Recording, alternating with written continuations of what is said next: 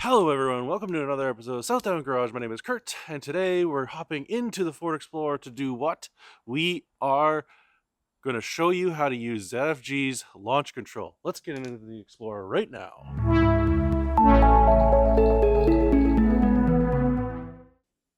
So I'm going to assume that you've had your Explorer running for a while. You obviously switch it into sport mode. Now, do you need to do launch control in sport mode? Well, it's sport mode. I mean, why wouldn't you? Next thing you want to do is you want to turn off advanced track right now, holding. Once you've done this, you can launch. Trust me, it doesn't work when you have your traction control on. It will put you into the steering wheel because it will brake as soon as you break free. Next, what you're going to do is you're going to pump your foot brake. I would say at least 2 or 3 times, and then hold it right to the floor, okay? So the whole thing is you pump, and on your last pump, as soon as you're going down, mat the throttle.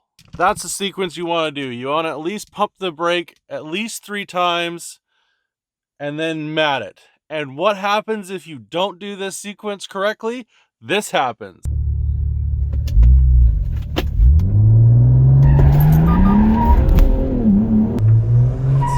That's how you know you didn't set up your launch control properly to begin with. So stop. Well, of course, you ride out the burnout, then wait, do it again.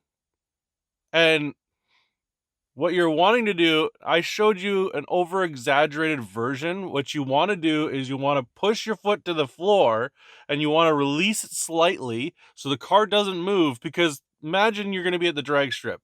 You can't move. So if you're sitting at a dead stop, foot hard applied to the brake, you're going to slightly remove it and pulse the foot brake, then mat the throttle.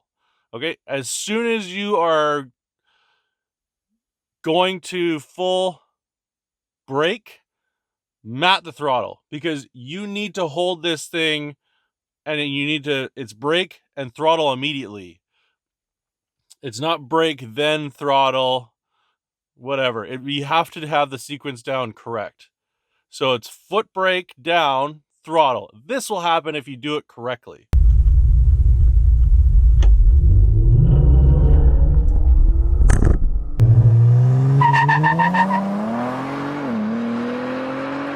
I hope this video was helpful to you guys. I hope that it clears up how to use ZFG's launch control.